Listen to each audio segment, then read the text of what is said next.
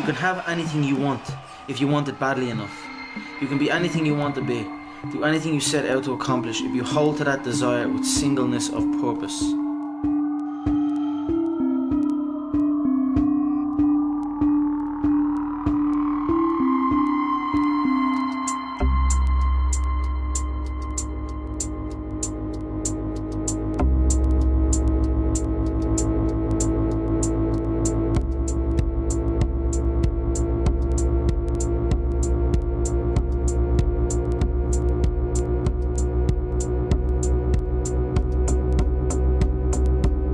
He stands 5 feet 9 inches tall, weighing in at 145 pounds, 65.8 kilos, fighting out of Dublin, Ireland, the notorious Conor McGregor!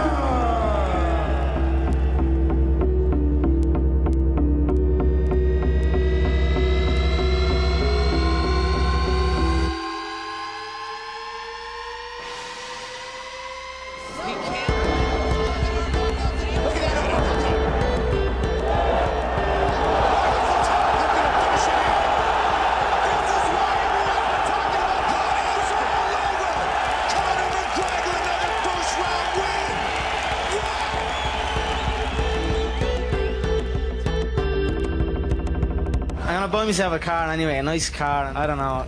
Just last week I was collecting the social welfare, you know what I mean? Out into the UFC, I don't know what, blah, blah, blah, but now I suppose I'm just gonna have to tell them to fuck off. Unbelievable. Congratulations. Thank you very much. Damon! 60 G's, baby! The notorious Conor McGregor!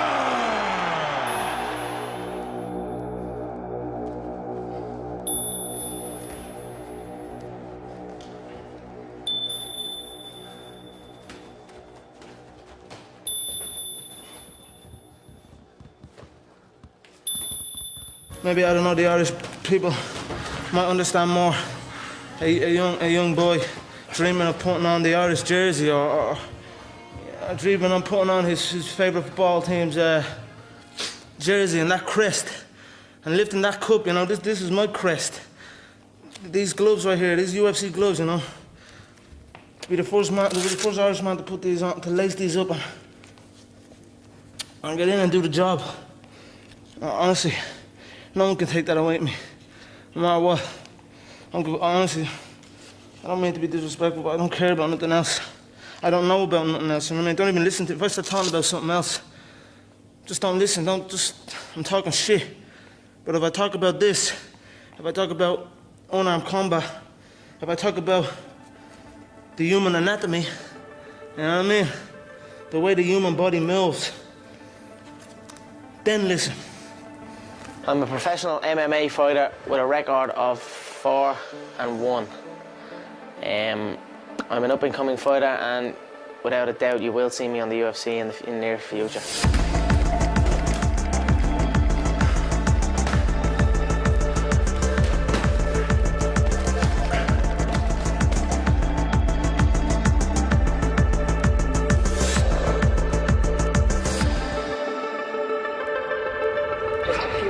Make a big difference.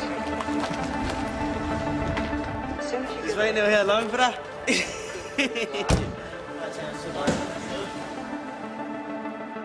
Rain or shine, 24 hours a day. And have it so that when you step, your leg is against his. It's not step to here. Here.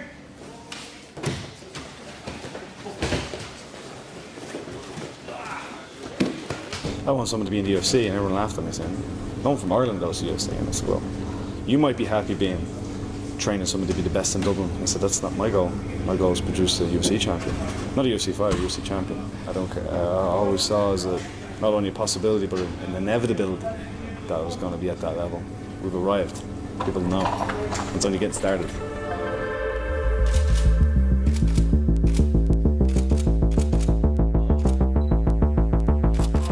Part sport, but it's also part entertainment.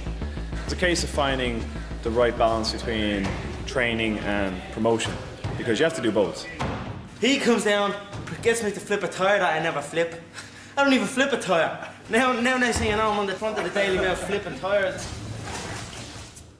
This is the place where it happens. This is the place where the champions are made. And these kind of run-down places. When the door closes in the cage, it's not a strength and conditioning workout. It's not who can do the most pull-ups or who can do the most fucking squats. Like if I was to wake up in the morning, it's like, okay, you can either do strength and conditioning or you come down and do 10 rounds with someone. I'm gonna do the 10 rounds every time. It's great news that BT Sport have signed a deal. Get out of there, you what? Look at this trying to rat me out. It's great news that BT Sport have signed a deal with Satanta for the UFC TV rights. It means Irish fans can watch me on 17th of August in Boston and every single one of my fights as I climb my way up the division and become the first Irish champion. It's a good one, that.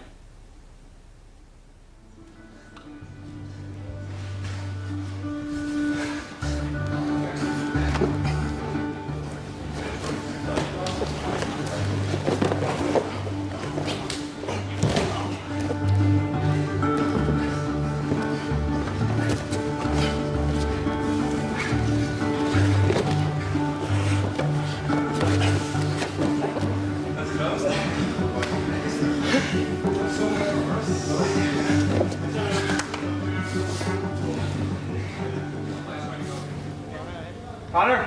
Yeah. You looking for me? Yeah, what's body lotion? Body lotion? Yeah. Like moisturiser? Will I use that in the shower or after? After. This hat's me granddad's hat. I have it literally since I started combat sport. He died and left a few things, and one of the things he used to always wear was these hats. And look at this. Have it literally 10 years, I'd say, and it's been in every gear bag. I only just bought that bag over in Portugal, so transfer it over. I sometimes forget it's even in there, you know what I mean? But it's just been in every single bag that I've ever had for the past 10 years. See, I wanted to see as well, like, what is expected of you? Because Fear the Fighter has. It says it on the contract. Did you read it? I read how much I'm getting paid and a little bit. Now, what I said to them is that if we're going to Canada on the 8th and then Vegas the following day, maybe stay in Vegas for a week. Training? Train for a week because it's a lot of travelling to do. Fucking right. So we're going to Vegas now, yeah? It's going to be like the Hangover Part 4. I'll see you tomorrow, yeah? Alright. James, I'll see you tomorrow, yeah? I'm going to Vegas last minute. Canada and then Vegas. That's nuts. Training is the fun part, you know? You love training. Training's great. It's the diet that's hard. So you have 3 weeks before each fight, 3 fights a year. So that's nine weeks of the year that you have it tough. It's not a bad life if you think about it, you know what I mean?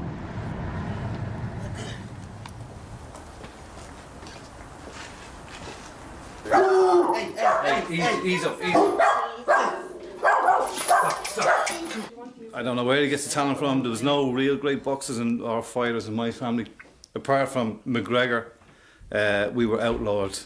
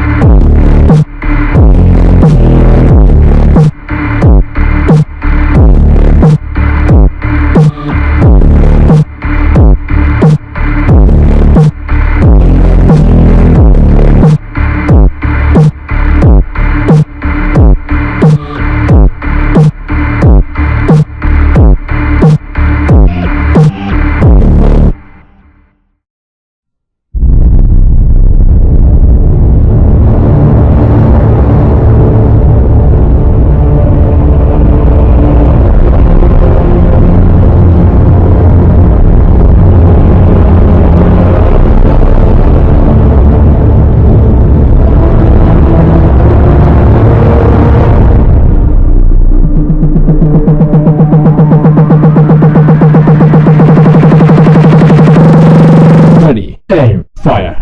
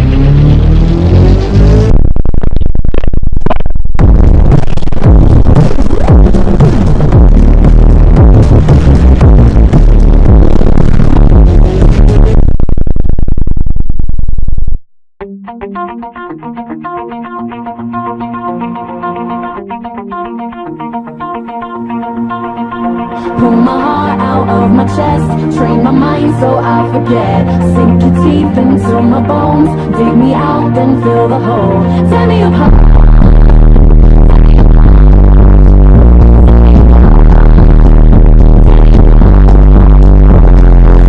All that's left is a window to my soul. Come and get it.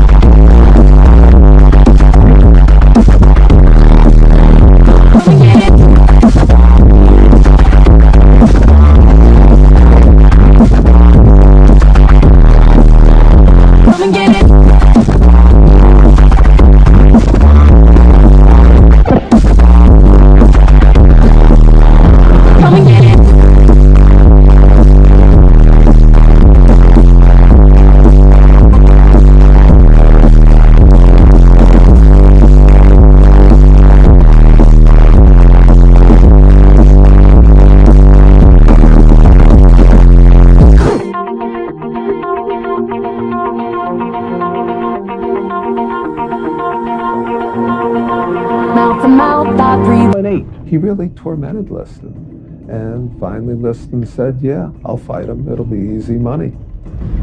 Everybody believed that Liston would annihilate this guy because he was all talk. If Sonny Liston whoops me, I'll kiss his feet in the rain. With a record of 36-1, Liston is a fearsome champion, a former mob enforcer with ties to organized crime. He's frightening. Sonny was a guy who was meant to hurt people. Sonny Liston was Godzilla. Sonny Liston was going to reign for 1,000 years. Adding to the foreboding sense of drama was the presence of members of the controversial Nation of Islam. Nation of Islam was an isolationist group.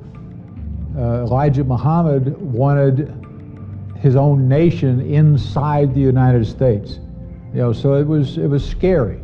For the past few years, Clay has been studying the tenets of the Nation of Islam, as espoused by its leader Elijah Muhammad, who preaches that white people are devils created by an evil scientist. But Clay is drawn to the basic message of black empowerment. It made him understand and promote, what is your history? What is your African history? Who are you? What is your name? Why do you have that name? I'd never heard anything like I heard going to the meetings with Ali about you are somebody, a black man got as much right to live as any other man. For the first time in my life, as a grown man who had been a star, had sold millions of records, you start to feel like you are somebody. I can understand how you got hooked. Clay is inspired by the nation's assertion of black pride, but the presence in his camp of the Nation of Islam's controversial Malcolm X threatens the Liston fight. Malcolm X, I want to talk with you briefly about your affiliation with Cassius. How long have you known him? About 3 years. Just months before, Malcolm X caused an uproar by suggesting that President Kennedy's assassination was a case of, quote, the chickens coming home to roost. You did not say that you were glad the president was killed. No, that's what the press said. The promoter fears that negative publicity will kill ticket sales, so Clay's camp gets Malcolm to leave Miami until the day of the fight. February 25, 1964. Boxing experts and fans agree that Liston will clobber the Louisville Lip. They thought, well, even if it's going to be fast, it's going to be really ugly and bloody. Just what we fight fans want. It was fast and it was bloody, but it was not what most fight fans expected. The challenger from Louisville, Kentucky, Cassius Clay. When the two men entered the ring, we suddenly realized that David was bigger than Goliath. Another jarring right hand that time, folks. Another one. Sonny wobbles. Cassius has him hurt. Clay dominates Liston from the bell, dancing around the slower champion and opening a cut under his left eye. After 7 punishing rounds, Liston claims an injured shoulder and won't come out for round 8, making Cassius Clay the new heavyweight champ. I don't have a mark on my face, and I upset Sonny Liston, and I just turned 22 years old. I must be the greatest. I told the world. There were a number of people who immediately said, oh, the fix was in. Sonny Liston quit against Cassius Clay. He was just getting beaten up. He didn't like it. He was a bully and he couldn't take it. After his stunning upset of Liston, Clay holds a press conference that would only amplify the shock factor. Somebody said, are you a card-carrying member of the black Muslims? And he blew up. Clay confirms that he's a member of the Nation of Islam. And he said, I don't have to be what you want me to be. I'm free to be who I want. This is about as revolutionary a statement as I've ever heard in sports. Now the heavyweight boxing champion, Cassius Clay, is free to be himself. No one could get their mind around the idea that this great kid from Louisville, raised by a Baptist mother, was suddenly announcing that he was a member of the Nation of Islam. A few weeks later, public opinion of the new heavyweight champ goes from bad to worse. Cassius Clay is a name no more, is that right? Yes, sir. It's Muhammad Ali. Muhammad means worthy of all praises, and Ali means most high in the Asian African language. This is the toughest guy on the planet. He turns his back on Christianity. He turns his back on his family's name, and it began the split between people who loved him and people who hated him. My name is Muhammad. Y'all keep calling me Cassius. I'm tired of telling you. You know, you're intelligent. My name is Muhammad Ali, not Cassius. Was anybody special gave you the name? Yes, sir. My leading teacher, the most honorable Elijah Muhammad. Elijah Muhammad's influence is growing. Not only does he give Ali his new name, he introduces him to Sanji Roy, who becomes Ali's first wife in August of '64. Muhammad Ali had 4 wives: Sanji, Khalila, Veronica, and now Lonnie.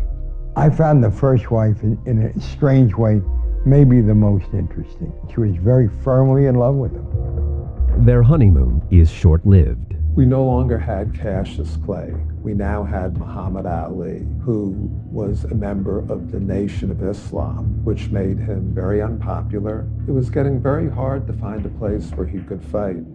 Originally, the listed rematch was set for Boston. Then Muhammad suffered a hernia. The fight was postponed.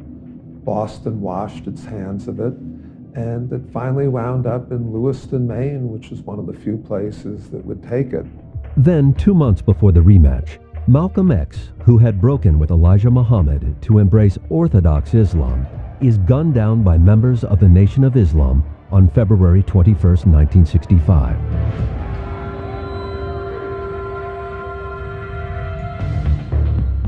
Muhammad Ali had broken from Malcolm and sided with Elijah Muhammad. So there was concern that Malcolm's followers might exact retribution against Ali. The rumor had been spread that there was a carload of gunmen coming up from New York to kill Muhammad Ali in the ring. Ali Liston, too, was a mess. It was a mess outside the ring, and it was a mess once the fight started. Midway through round 1, Ali hits Liston with a blow that would become infamous as the Phantom Punch. Did you see the punch? Did you see it? Was it the punch heard around the world? It wasn't even a punch seen around the world. The punch was hard enough to knock Liston down, but he thought Liston could have gotten up. It took about 8 seconds after 9 and 10 that the crowd began to chant, "Fix, fix, fix." Ali's second disputed win over Liston does little to win over his boxing critics. He has other critics as well. A certain portion of Black America loved him. Another portion of Black America did not love him. The Black community was divided.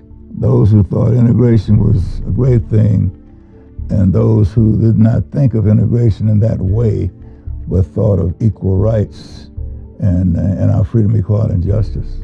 I'm not out there marching and going places I'm not wanted. Those of us who were young, who understood our manhood, and who took pride in it, we were not asking to be a part of white America, but demanding our rights just like any other citizen.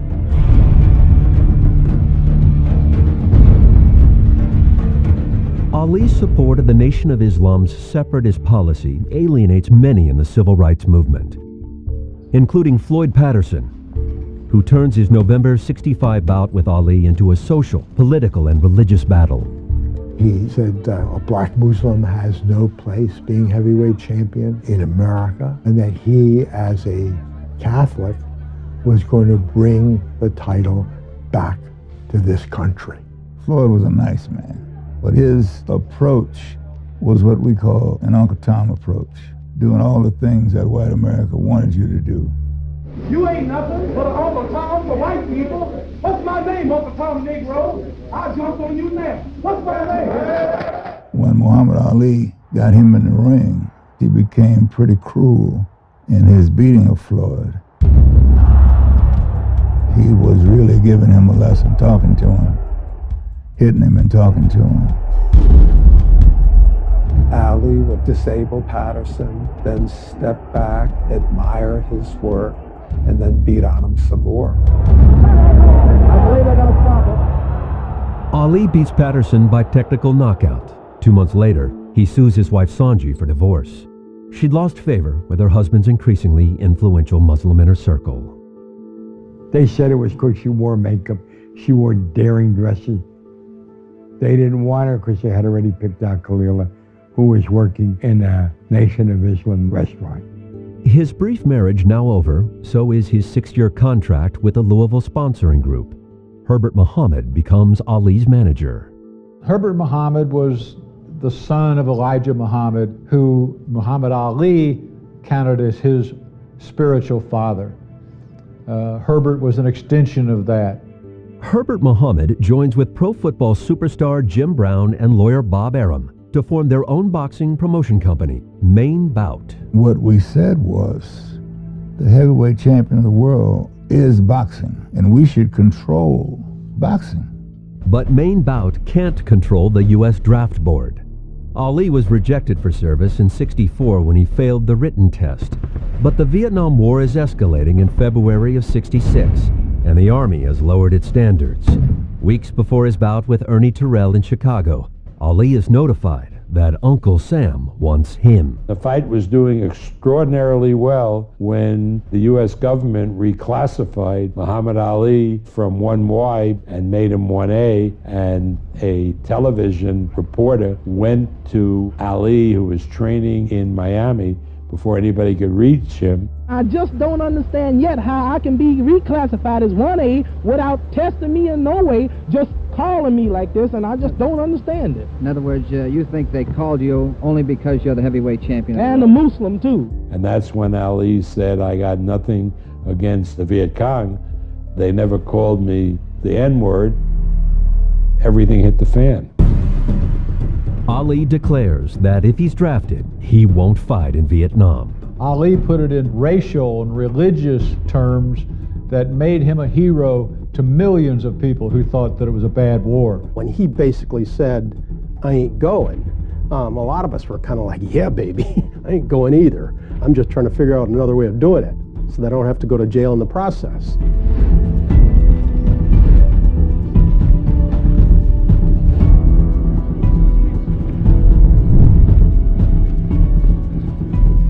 Well, then you're not apologizing for the unpatriotic statements that you made. That'll be taken up with the government. Ali's unpopular stand causes Chicago politicians to scuttle the Terrell fight, leaving his management looking for another fight in a new venue. We wanted to fight in Pittsburgh, and they ruled it out there, and then they tried Maine, but they didn't want us in Maine. The growing controversy over his anti-draft stand makes Ali toxic in the U.S., forcing him to win his next 4 fights in Canada and Europe, where he's a bigger draw than ever. A point not lost on one Texas millionaire. I got a call from this real character, Judge Roy Hoffines, who owned the Astrodome in Houston, and he said, you bring that boy down here, nobody is going to tell him he can't fight here.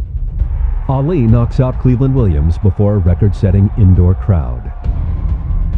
Smelling another box office bonanza, New York hosts Ali's next victory over Ernie Terrell. Ali is now 28-0 in the ring and still 1A in the draft. In April of '67, he finally gets his draft notice and reports to the induction center in Houston to begin one of the longest, toughest fights of his life. Former world heavyweight champion Cassius Clay refused to take the oath of induction into the Army. The black Muslim fighter, who is also known as Muhammad Ali, was immediately stripped of his title by the World Boxing Association. When a guy says he's not going to fight for his country, that irritates a whole lot of people.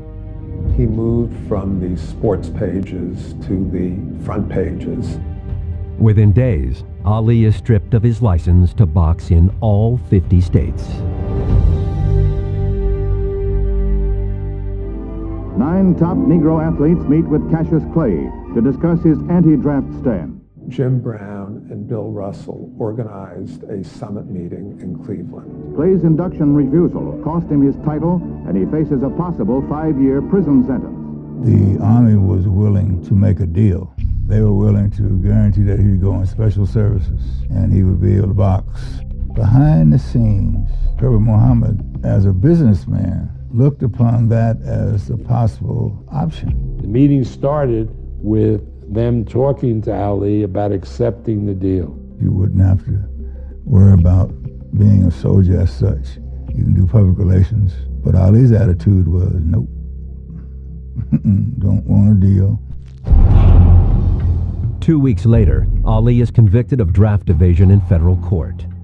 Sentenced to 5 years in prison and banned from boxing for 3 years, he remains free while his case is appealed. Whatever suffering or punishment I may have to take, it'll all be because of my religion. He was unafraid of the political repercussions, unafraid of any cultural repercussions, unafraid of losing money. He said he would probably fight again, but it was okay if he didn't. Long as he believed that he was the people's champ, that was good enough for him. A month after his conviction, Ali marries 17-year-old Belinda Boyd with the approval of Nation of Islam leaders. She fully supports her husband's refusal to be drafted. He said, I can't kill anybody. I just said, trust me, you'll be the greatest man ever lived if you don't go. Facing 5 years in prison and unable to fight while appealing his case, newlywed Ali needs to earn money, so he embarks on a college lecture tour.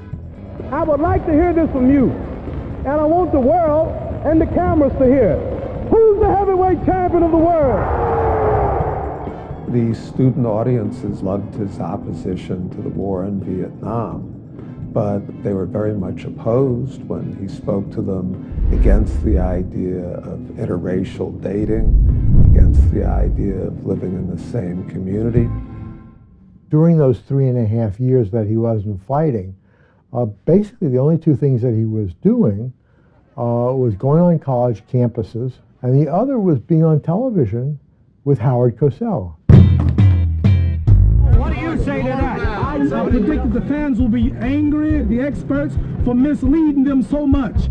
I think that his relationship with Howard Cosell was critical to his acceptance by America.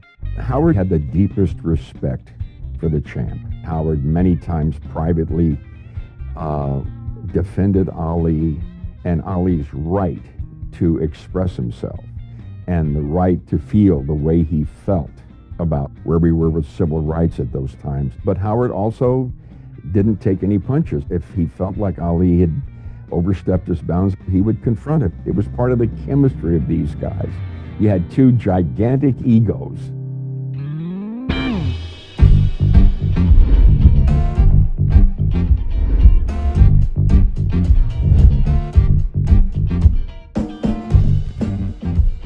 After 3.5 years in exile, Ali remains free as his appeals proceed in federal court. And while politics cost Ali his boxing license, politics provides a chance to fight again. Georgia has no state boxing commission. Individual municipalities can sanction a fight. So Black State Senator Leroy Johnson strikes a deal with Atlanta's white mayor, Sam Massell. Leroy Johnson said, I want this fight to happen. I carry a lot of votes with me. Thus, Ali's comeback begins, surprisingly, in the Deep South. Here's an African American reviled around America. Suddenly Atlanta is embracing him. He said, I got my license. I'm gonna fight in Georgia. I'm gonna fight in Georgia. I said, in Georgia? I said, down south? He said, yeah. I said, oh Lord, we in trouble now. Ali returns to the ring on October 26, 1970. I don't believe that anybody is happier than this young man to once again step into the ring. 28-year-old Ali was stripped of his title, but he's never lost a fight, and Jerry Quarry is not considered competitive. Ali opens a cut over Quarry's eye in round 3, and the fight is stopped. Inactivity is deadly for any fighter, and for Muhammad Ali to have come back and still display the incredible hand speed and fluidity that he showed was amazing.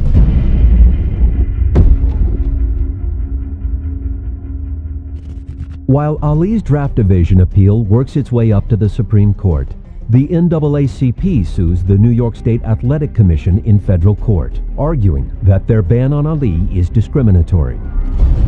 Their ban is lifted. Free to fight in New York again, Ali stops Oscar Bonavena at Madison Square Garden in December 1970. It's over! Ali is the knockout winner! Setting up a title shot against Joe Frazier for an unprecedented $5 million purse. Now we have a chance to see who the real champion of the world is. That was revolutionary. You know, 2.5 million apiece. Wow. Back then, that was a vast sum of money.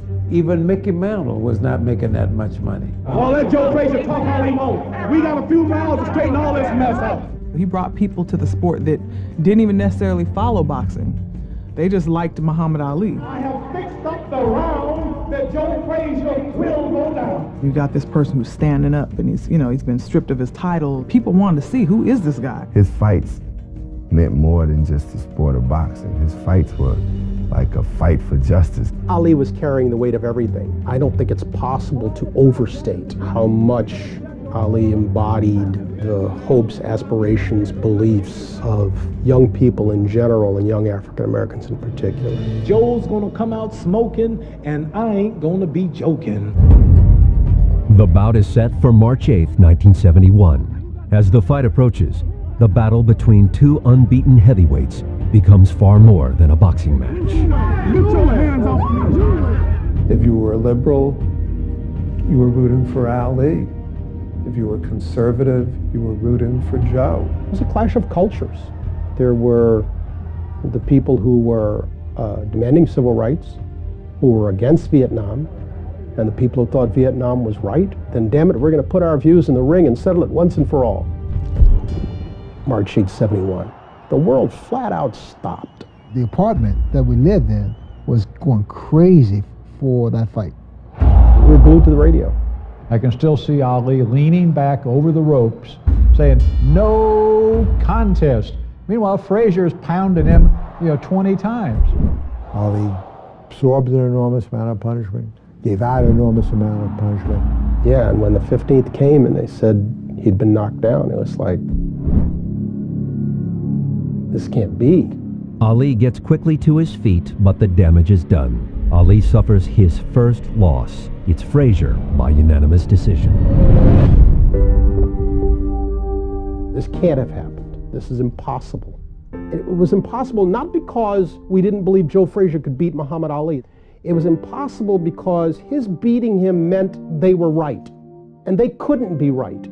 And the right-wing idiots and the hard hat guys and the ugly Americans, they were standing